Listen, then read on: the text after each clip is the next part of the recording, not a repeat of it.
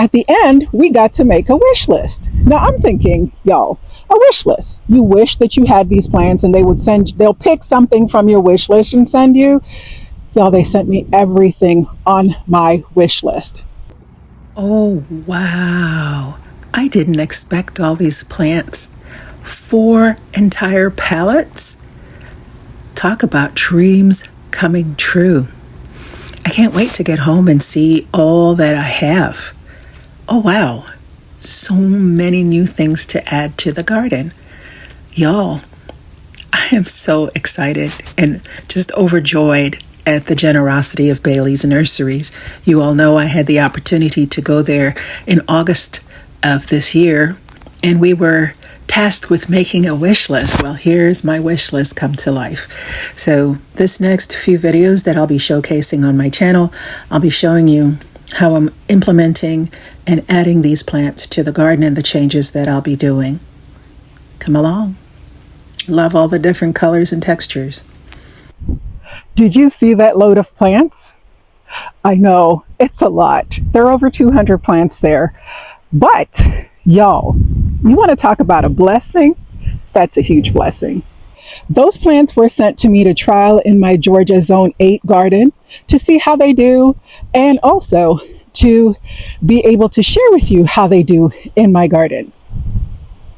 I had the opportunity to go to Minnesota this summer, and I went to Bailey's Nurseries, and I was able to see how they grew their things and what new things they had coming on the market. At the end, we got to make a wish list. Now I'm thinking, y'all, a wish list. You wish that you had these plants and they'll pick something from your wish list and send you. Y'all, they sent me everything on my wish list. So the garden is getting a glow up. So excited.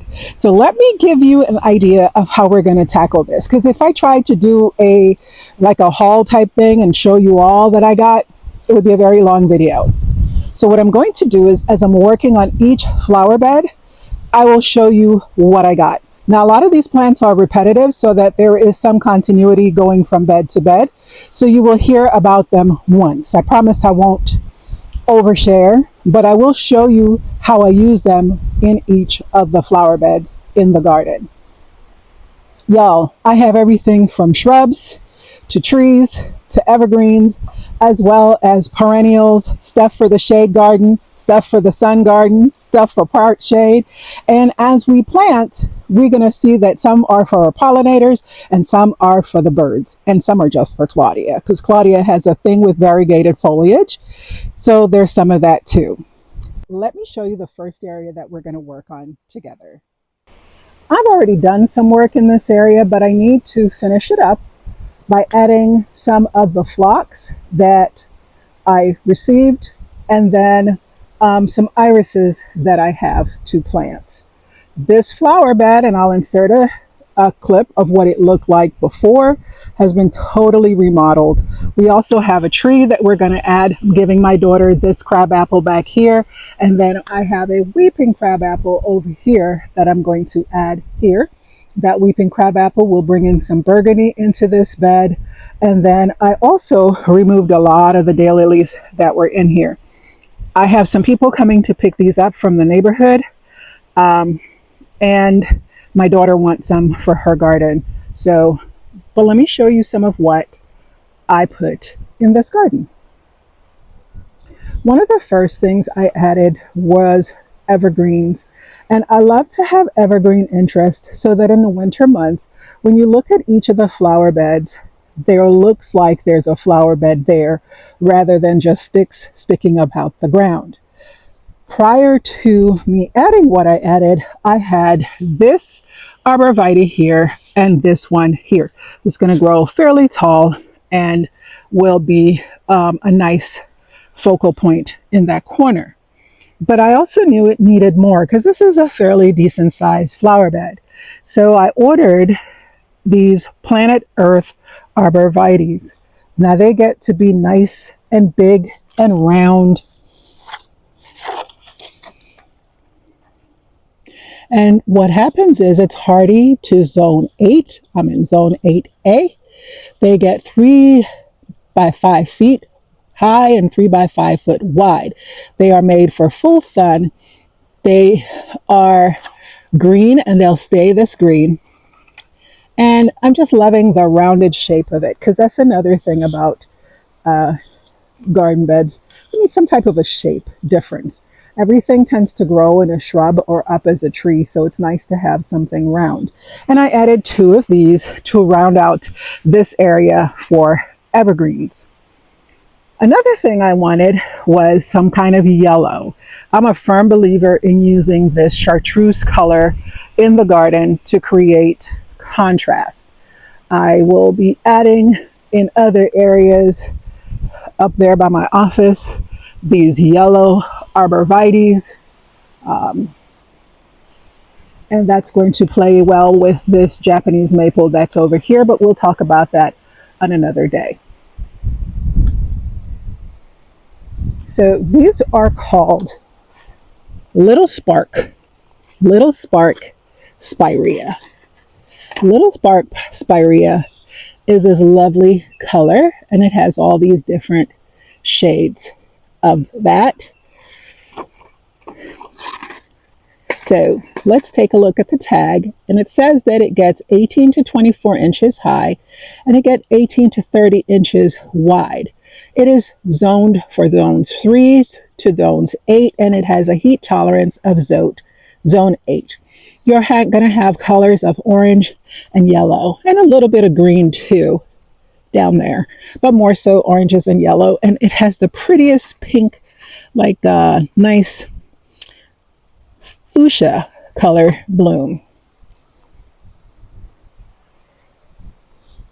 I added 1, 2, 3 because our eyes gravitate towards odd numbers, and I thought that if I started it out here, it'll move you through the bed. I added also in this bed these hydrangeas. These are called Little Hotties. Little Hottie is a panicle hydrangea. They grow 3 to 5 feet high by 3 to 5 feet wide. They tolerate full sun to some part shade, and they're rated for zones 3 to 8. You'll love it because it has brilliant white blooms and it stands up to the summer sun without burning. I'm looking forward to that. And in the fall, the petals turn an antique shade of white and pink, and it's compact, so which is what I love about it. Want to be able to see the different layers in this bed. And then right behind it to the middle, I added some Bleeding Hearts Fall Sunflower. These Heliopsis are a native R, full sun, 3 to 4 feet wide, 3 to 4 feet high. It's drought tolerant, and it's rated for zones 8. And I've added 1 here and 1 over here, and the 1 over here is already blooming, so let me show you what it looks like. Isn't that beautiful? I love the colors, and these shades are my favorite colors, so you're going to see them a lot in the garden. This bed has 3 of my David Austin roses, and I lost 2 of my David Austin roses this year. They're under warranty, so they'll be replaced. I'm going to plant them, 1 here and 1 on the end, so this will just be a swath of David Austin roses in here. Now to the front. I'm going to be adding some irises and some phlox. The phlox that I'm thinking of adding is either grape lollipop, or there is a pink one, not quite sure, because the front border has pink and purple phlox, and I'm thinking to continue the eye over here, I'll do similar combination. So we'll have phlox here, phlox, phlox, phlox, and then we'll do some irises, and this bed will be done. My plan is to compost and mulch come winter. So when I need something to do outside, I'll move a couple loads of mulch. I have a bunch of mulch here in the yard. But I think overall, this bed is looking so, so nice. Just from those minor changes. Once I clean this up and I get it mulched and everything, and I get that tree planted, we're going to do that today. It's going to look absolutely lovely. Okay, everyone. I wanted to give you a look at what it looks like now with the additional changes that I made, the plants that I've added. Y'all, I promise you, I added stuff. It just doesn't look like it, but come spring, it will be glorious. The little spark spirea, I feel like just calls your attention from the yard. Yesterday, I added 2 cotton candy flocks. There's one here and one at the other end. And in the middle, I put the grape lollipop flocks. It's right over here. It's right here.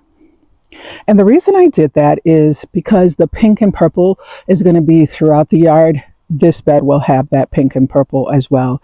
I did also add 2 of the millennium alliums, one here and one all the way at the end.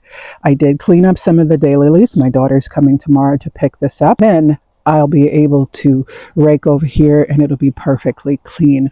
The other thing I did not get done, I did not get the tree planted. I first have to dig up this crabapple. And I didn't want to do that until I knew specifically what day my daughter was coming by, so the tree wouldn't be at the ground and in shock for too long a period. She'll be here tomorrow. So when I return from running errands today, I am not only going to plant that tree, but I'm going to attempt to disassemble the veggie garden. I think we're getting down to 36 tomorrow night. And I want to be prepared. Like the tomatoes are going to wilt back. The basil is going to wilt back. The peppers might. So I want to harvest as much as possible and just clean out the veggie garden some. But thank you so much for joining me today as we begin the process of transforming my yard with all these shrubs and trees, right? I'm excited about it because these are all changes that I've wanted to make in the garden for a long time, but you all know plants can be expensive. So with this opportunity, I am going full force, removing the placeholders in the garden, which have been daylilies. They're beautiful. I love them, but they bloom for one day. That's the first. The second thing is they bloom in June and then they sit there all year and offer nothing else to the garden. Now, it helps the garden to look full at this time, but I want color, I want structure, I want texture, and I'm going to get that from the things that I'm adding. Until next time, happy gardening, y'all.